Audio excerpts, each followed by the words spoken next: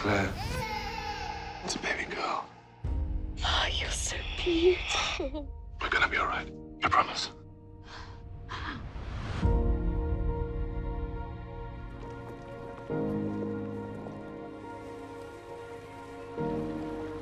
Mom and Daddy, give me a kiss. The bargain was that we raise this child together, and you will not let me in. You asked me to leave behind everything that truly mattered to me. Oh, that's wonderful, darling. Wish away. You couldn't look at Brianna without saying him. What is it that you want from me? I want to know when you're going to come back from the past. I've come home. You are under arrest. Jenny, no! Put him in the irons. I spoke to you of my wife. You said she was dead. You said she was gone. She's truly gone. We have to establish that Jamie's alive. There must be records. We will find him.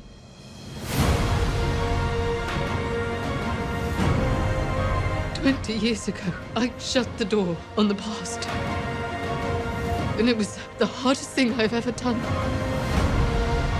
I can't go through that again."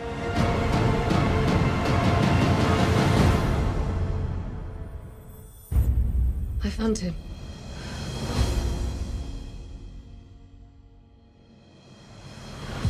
I want to come back.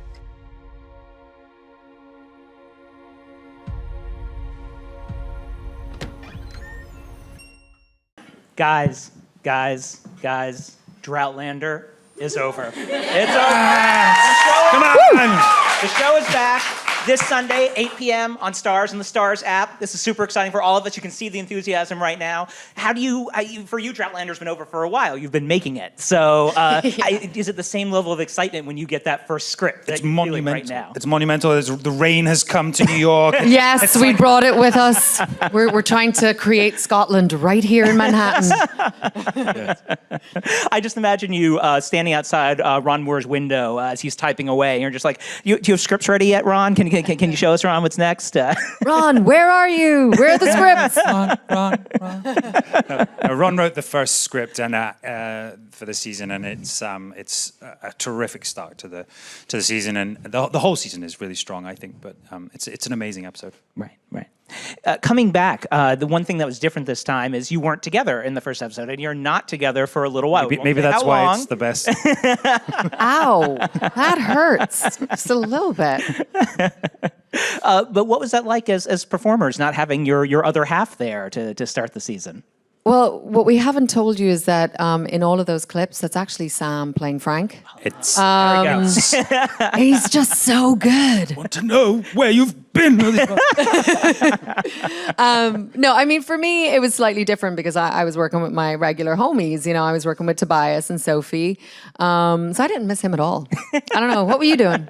No, I'm... It was, the first episode, we do say goodbye to a lot of our regular characters, and it's very, it's the beginning. It's a new beginning for the show. We obviously end up in Jamaica, which we were shooting in South Africa, and there's a lot of new faces and a new look to the show. But yeah, the first few episodes are very sad, and there's it was hard to say goodbye to a lot of our favorite people. Right. You were joking about it before, but I mean, how closely were you sort of following the idea of Jamie and Claire being separated? I mean, did you stay away from Sam on set? Did you make a point of like doing the wedding day thing of not seeing your husband? Well, we were working in very different worlds. I mean, I was sort of doing the 40s, 50s, 60s. I was a lot of my stuff was studio based or Glasgow city based, which is Boston, of course. And Sam's stuff, they were out in fields that were, where was it? Like Took, I think. It was really wet and mucky. So we didn't see a lot of each other. I mean, we did shoot a little bit out of sequence, so it wasn't like we were separated completely and then we started with the reunion. But it did feel like, there would be a couple of times we'd run into each other and we're like, oh my God, like, what have you been doing? Like, how are you? So it was really nice when we finally got to get into the proper gritty stuff, meaty.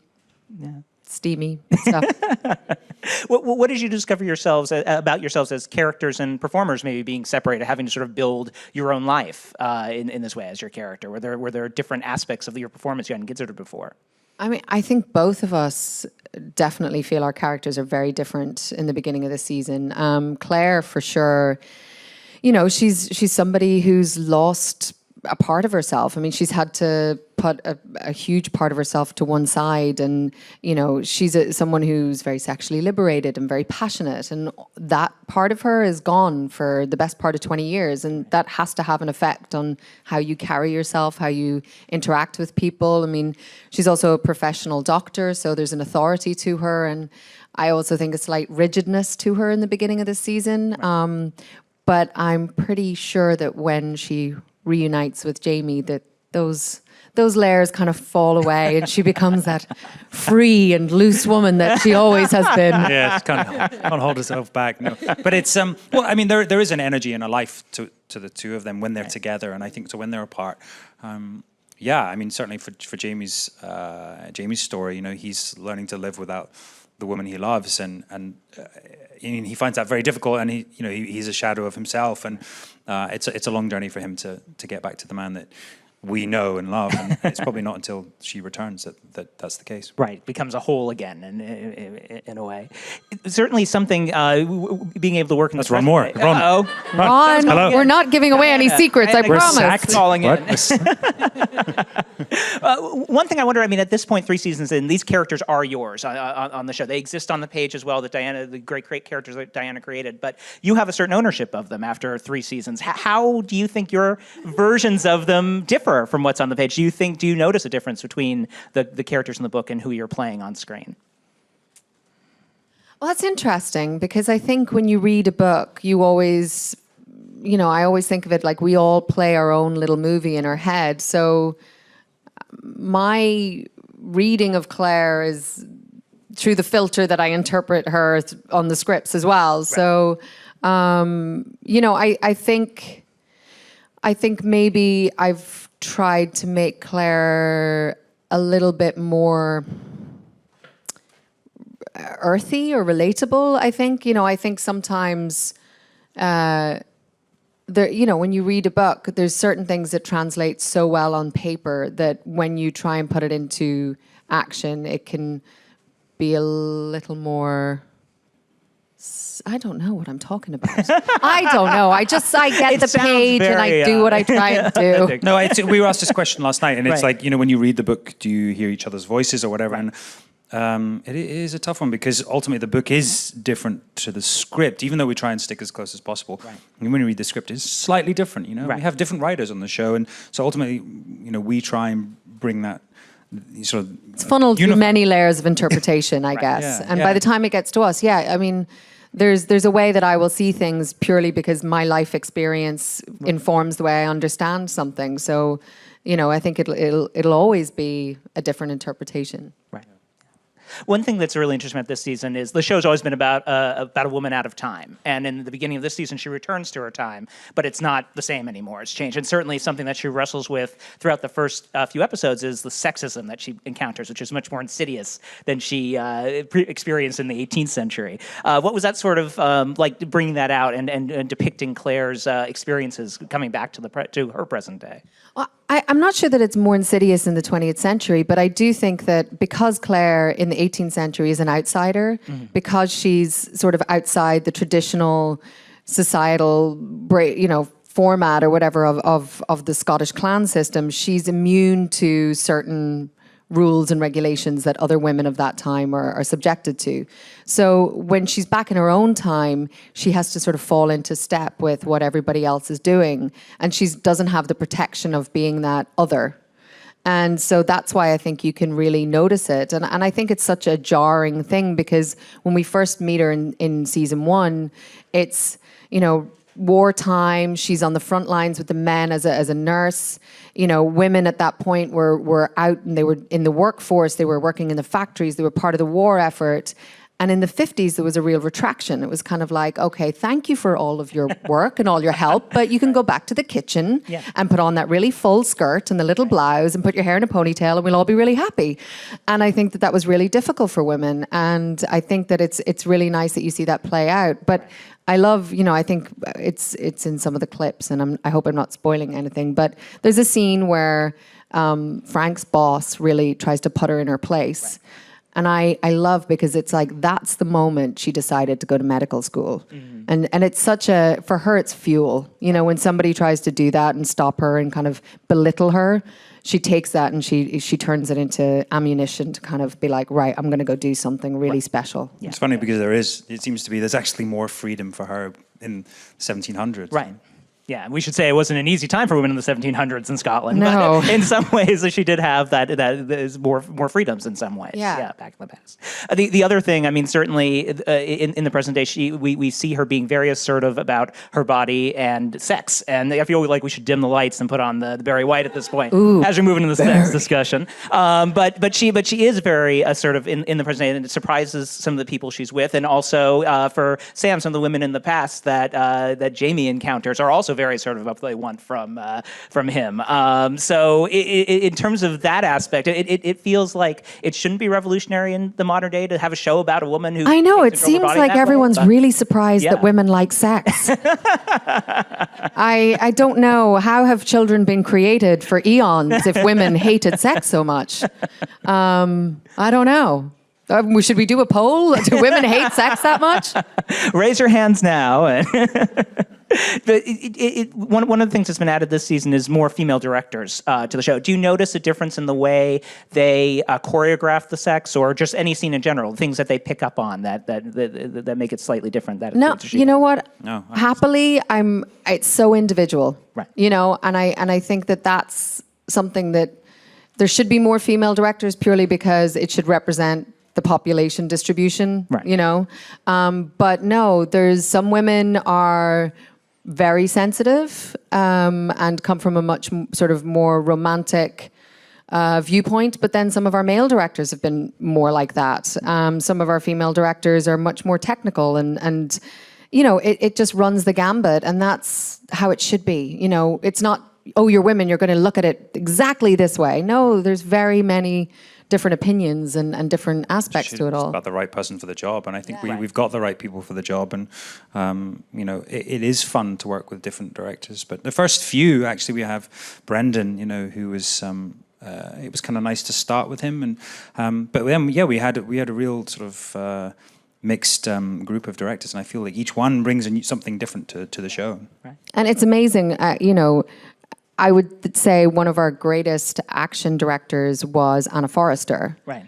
Who also was able to handle really sensitive material very beautifully. But one of our most sensitive, I think, romantic directors was Metin. So it, wonderful. I think I love that Meryl Davis really fought hard to try and get as many female directors as possible. But also, I love that it's not. It doesn't become a cliche that it's like, oh, the women are good at this thing and the men are good at this. No, and it's great to see that there's such variety among everybody. And I think the show has this strength, and sensitivity, and I think that's really important. It's not a show for women. It's for everyone. It's got so much more to it. We need more men. Come on. There's some here today, though, which I'm very excited about. Hi. There's a couple guys in the audience. Hey! I will say, for audiences of both sexes, Sam, your butt gets a pretty good workout in a lot of the episodes this season. So my butt's getting a complex, by the way. Your butt does well too. I mean, yeah, there's a bit of butt. More. The other thing that was picked up last season, we saw that beautiful episode where Claire lost Faith, her child, with Jamie.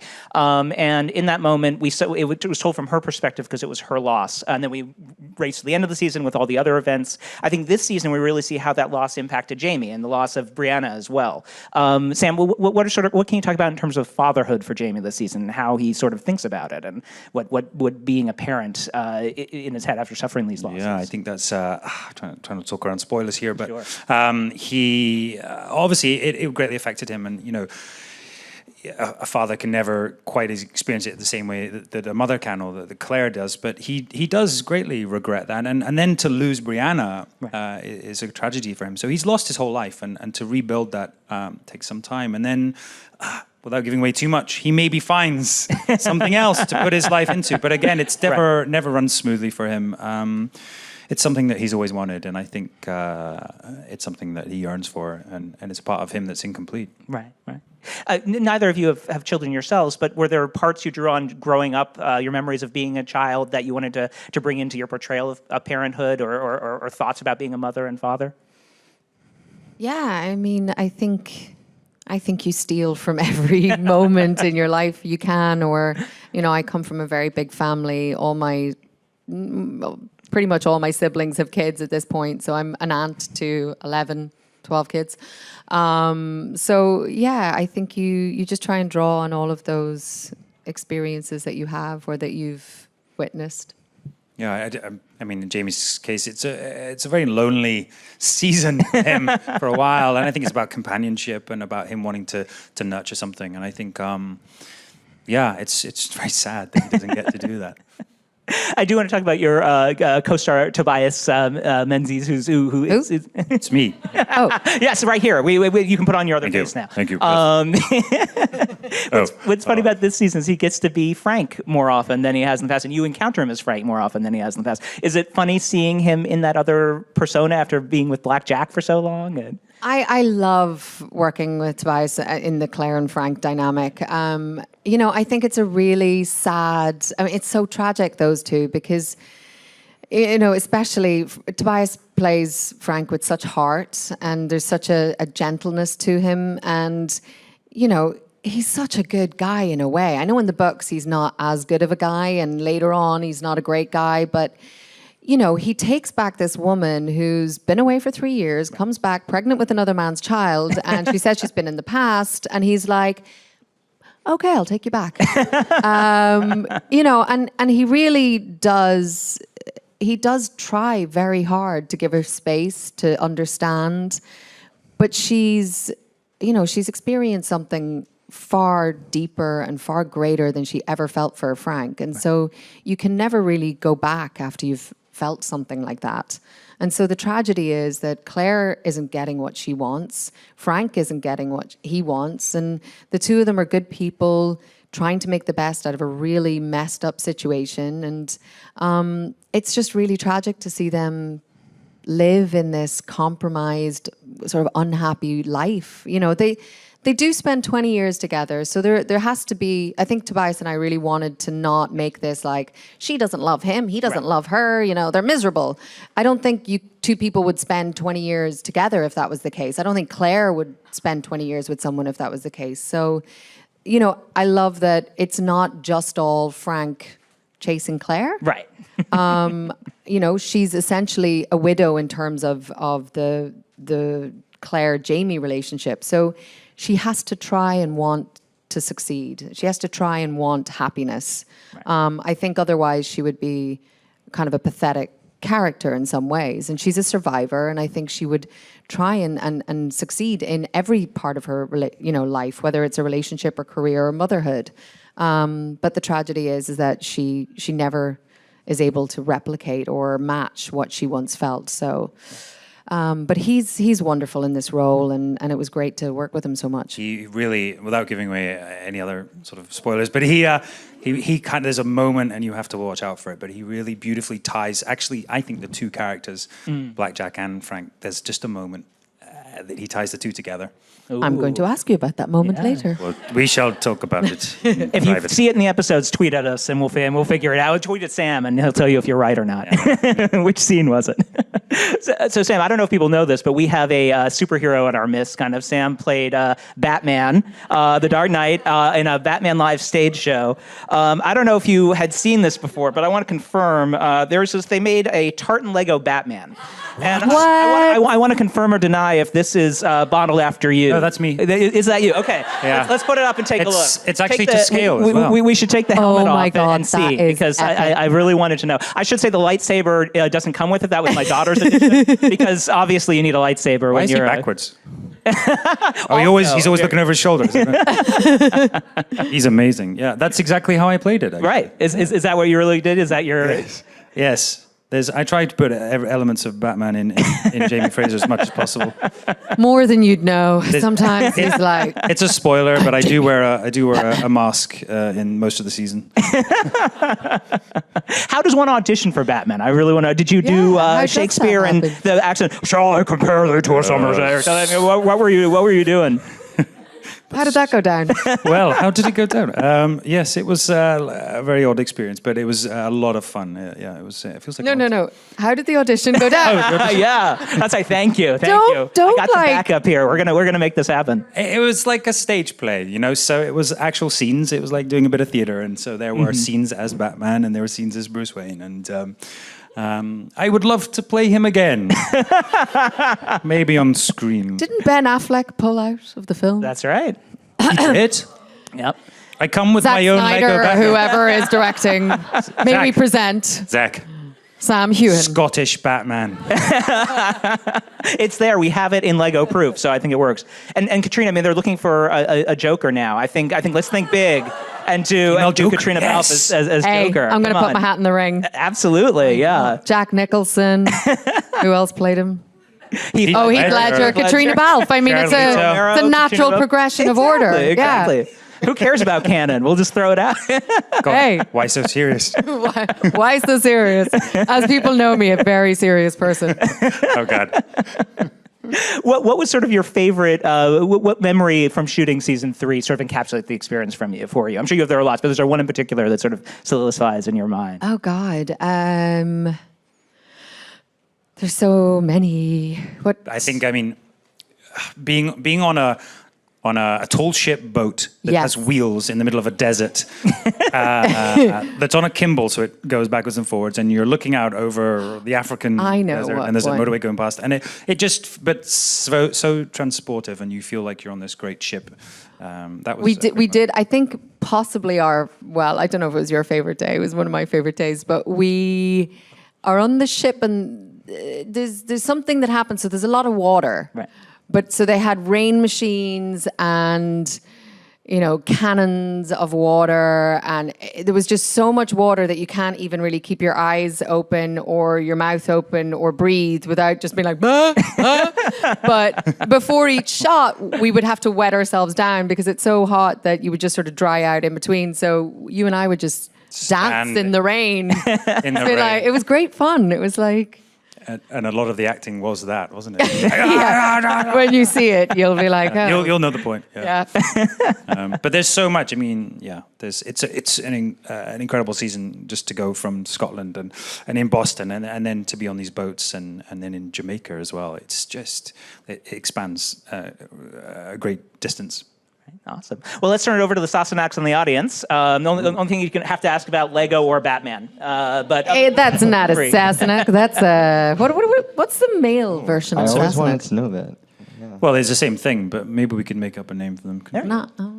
I think you have to, since it's your tagline. I'm a huge fan of the show. I think it's absolutely amazing, and there are so many dramatic scenes in the show, like really intense scenes. I was wondering, in the first 2 seasons, for each of you, which scene was the most intense, maybe emotionally, to film?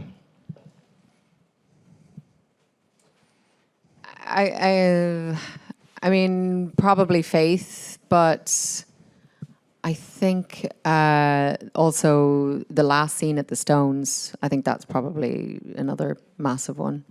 Yeah, that was good. I mean, obviously the end of season 1 was huge. It was a very intense, weird kind of period, but it was, amazing to be given a chance to go to these dark places. But this season, maybe isn't as dark, but it certainly gave us a lot of acting challenges, and that's what the great joy of this show. I think that we do get given these wonderful pieces of theatre or drama. Excellent. Hi guys, I'm a big fan of the show and the books. I was just gonna ask you, going to South Africa and being on the Black Sails film set and everything, what was your favorite memory of either a day or, as you guys just said, the day, but just favorite overall memory or experience that you had? There was a lot of pirate acting going on from both of us. Well, there's a thing where so they have a gimbal, which is makes the set kind of tilt from side to side. But our sound man, it's commonly said on set that he would hear a mouse pass wind on Mars. He has very sensitive ears, so they would have to turn it off to get very clear sound. Recording, yeah. So sometimes you'd have to pretend we're still gimbling. So there was a bit of Star Trek There's a lot of Star Trek acting going on. Especially in the beginning before we kind of got it down. And I remember the first day I had to do it, and I was like, really, guys? Like, what? I don't know what I'm supposed to do. And I did the first take, and I could just hear all this sniggering from Video Village. And I was like, okay, maybe I'm going to take it back by about 25 to 75%. A lot of the boats' interiors are incredible, and they're also on the soundstage there, and they're very small, cramped, confined area. And I mean, people were bumping their heads like all day. So you're just sitting there, and they're setting up for a shot, and you just hear some. And it just, there was a lot of expletives every day. And our poor director, he kept bashing his head, and then he eventually ended up just laughing every time he was. I think he ended up with quite brain damage, padded hat towards the end. It's tough. But we had a wonderful time there. Hi. So as a nurse myself, one of my favorite things about Claire is that she is a nurse. Did you do anything, any research or talk to anyone from her becoming a nurse in the 40s to a surgeon in the 60s? Yeah, well, in the 40s, we've had this great doctor who comes on set, who's our medical advisor, and her name is Claire, funnily enough, but she's fantastic. So in the very beginning in season 1, we'd gotten these missives, I guess, from the British Army that were basically instructions on all the different bandaging styles and things that you had to do on the field. And so that was something that I went over and learned how to do different bandaging things. And I get very protective of the way Claire bandages because Sam has a lot of bandages always. And so it's supposed to be Claire doing it, but sometimes it's Sam's costume girls. And I'm always like, she wouldn't do it like that. Wrong. Take it off. Wrong. I'll do it. I'll do it. Move aside. And so there's a little bit of control issues going on. But going into the 60s, I mean, we have one scene that was so cool to film. Actually, I keep forgetting. There's so much stuff that you just forget about, but it's a proper operation. And we had like moving parts and prosthetics, and we had to learn how to tie knots off with one hand. And we had an Irish nurse in who was a surgical nurse who was very, we kind of walked into the set, and the props guys had laid everything out. She's like, no, it's not how it would be. This is where this goes. This is where this goes. You take it in that hand. I was like, oh God, okay. She was very, very, very strict. But, I love all of that. There's only a certain amount of you can learn. But I always like to try and do as much research as I can. But we always have these great medical advisors on set. So. We had one in South Africa, and I mean, there's so much detail that goes in, and we were talking about what bile or puke looks like when you're throwing up. And I mean, we were actually looking at different ones that they'd made, different consistency, and he was like, no, you need something with a bit more bile in it.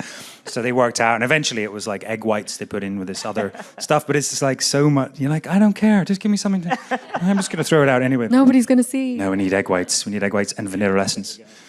Career goals, bandit critique, and bandage pad critique, yeah. Let's see, who else are we going? Right over there. I'm a really big fan of the show. I'd like to know, what is the best part of your working day? Oh, walking on set. It never gets old. I think there's something really magical about film sets, especially when you walk through studios or walk through lots, and there's carpenters hammering away, there's people moving things. It's like a little city of... It always reminds me of Fraggle Rock. I don't know if people know that. Like, there's just so much stuff going on, and I think if you've dreamed of being an actor since you were a kid, that little butterfly in your stomach of when you're walking through and there's so much activity, and you're like, I get to do this for a living. I think that's always the highlight, and then it steadily goes downhill all day. That's true. After like the 12th take. You're like, hi, good morning, everybody. I hate you all. We're still doing this scene. No, but there's always, especially, we said in 1 and 2, the seasons, in Scotland, there's always a moment where you're just looking out on location and you're just like, wow. And I think on this season, especially, there was one day we were shooting on a beach in South Africa, and there were dolphins in the water next to us, maybe a few hundred feet away, and they were like trying to attract our attention the whole day. And literally, I was shooting a scene, and I'd just be like, kind of like side-eyeing them the whole time because they were like waving their tails, and it was so fun. They wanted a cameo. Come on. They're like, get us into the show too. Yeah. All right. Well, thank you so much, guys. It's been a lot of fun. Thank you for coming in today. Watch Thank Outlander. you so much. Having us. It Thank you for starts coming. Sunday, September 10th, 8 p.m. on Starz and the Starz app.